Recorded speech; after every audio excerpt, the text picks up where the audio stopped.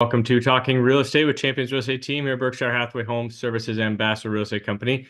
Thanks for joining us today. So every Wednesday we try to jump on and get a rundown of what's going on in the real estate market over the last 7 days. We always start off with a quick tip. So our quick tip today is kind of structuring an offer. We're starting to see a little bit more multiple offers come into play. So one of the plays in our playbook that we have is you can pay sellers closing costs. So it used to be or sellers would pay buyers closing costs. Well, now buyers can pay sellers closing costs. We've always been able to do that, but it's just a tool in our tool belt that if as those home prices get up there and appraisals maybe in question mark, you're able to basically, let's say simple example, $100,000 house will pay, the buyer will pay $5,000 of the seller's cost. Essentially that seller is netting $105,000, but the purchase price is 100. So the home would only have to appraise at that 100 or higher. From an appraisal standpoint. But ultimately that buyer would have to have that extra cash on hand, to pay that on top of their down payment. So sometimes it works for people, sometimes it doesn't, but that's just an option that we have to structure offers in that manner. So, when you're here at Champions Real Estate Team with our group of agents, we just like to have as many tools in our tool belt or plays in our playbook, to the best suit you for your needs. And maybe they work, maybe they don't, but we at least want to bring that to the table so that we have that as an option to get us a seat at the table with that seller. So that's our kind of quick tip for today. So if you have any more questions on that, give us a holler. We can run that down for you. So let's get on what's going on in the market here. Oops, I forgot to pull up I downloaded them. Get out of there. Downloaded them, but our numbers that we've had, we had 500 and let me pull up here downloads just a second.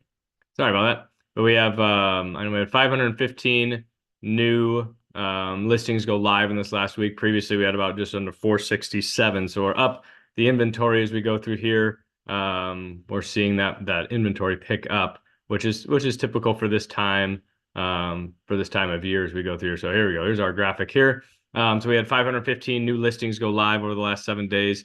New contracts written was at 387. So last week was at 350. So we saw, a decent number come into play. More buyers out there. Weather's getting nicer, like we said the previous weeks. 359 sold homes. So happy new homeowners there. So, but yeah, that's what we're seeing. We're seeing a large increase of inventory come in, but we're also seeing more buyers come in. And Russ Williams with Williams Mortgage will talk more about the interest rates on what he's seen with regards to that. But let me pull up the 30,000 foot view here of what's going on in the real estate market.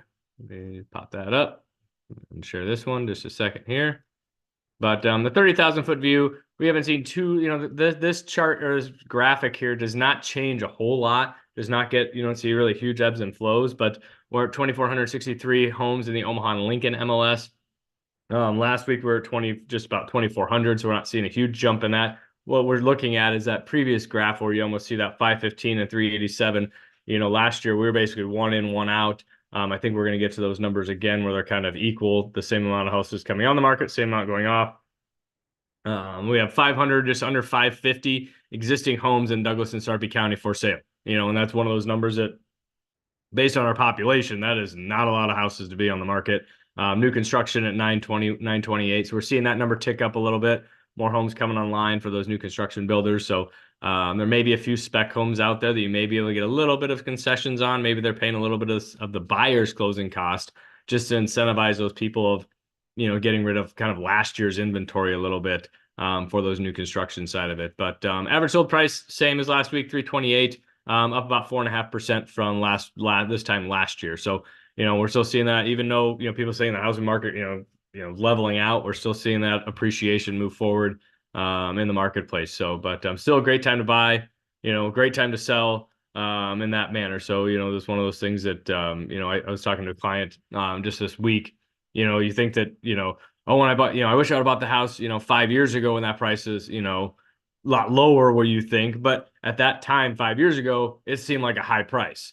So, I've never really heard anyone 30 years later basically saying, oh my gosh, I made a bad investment in real estate if you hold that long enough with the appreciation and things of that sort. But ultimately, let's jump in here with Russ Williams and see what's going on in the mortgage side of it. So how are we doing, Russ? I know you've kind of been on a hiatus, been traveling a little bit and trainings and Yeah, things like that. So, but how are you doing?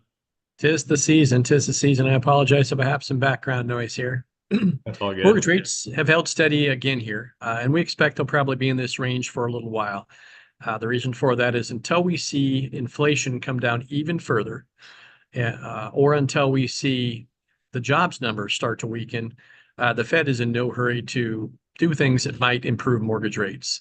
Um, we just this morning saw the job openings and labor turnover rate come in just a little bit below where it had been.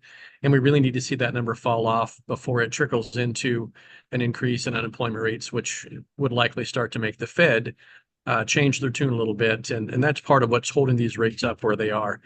Having said that, though, Mark, for folks that are waiting for rates to drop before they move, you may want to move sooner than later. Obviously, we're expecting mortgage rates to come down, and most of the forecasters and analysts are expecting in 2024 and 2025 that rates will improve. However, keep in mind, the Fed wants to try to keep inflation down, and a significant piece of that inflation statistic that they look at is housing.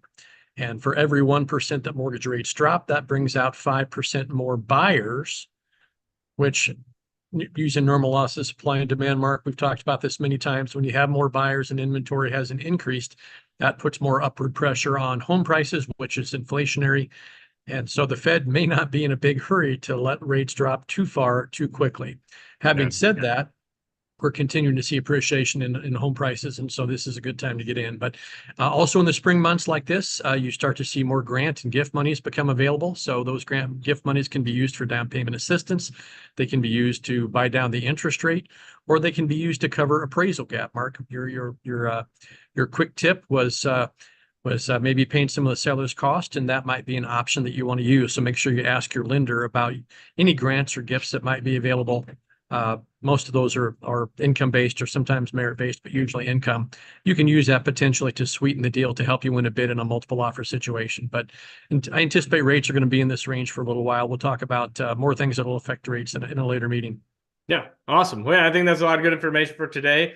I'm at home doing daddy daycare today, and I got my baby upstairs, woke up from a nap. I hear him kind of chirping up there. So, but appreciate everybody listening. If we can help you in any way, shape, or form, give you the one of us to holler, Russ at 290-8936 or myself at 672-7670. And we're happy to help and take care. And I'm going to go feed a baby. So take care, guys.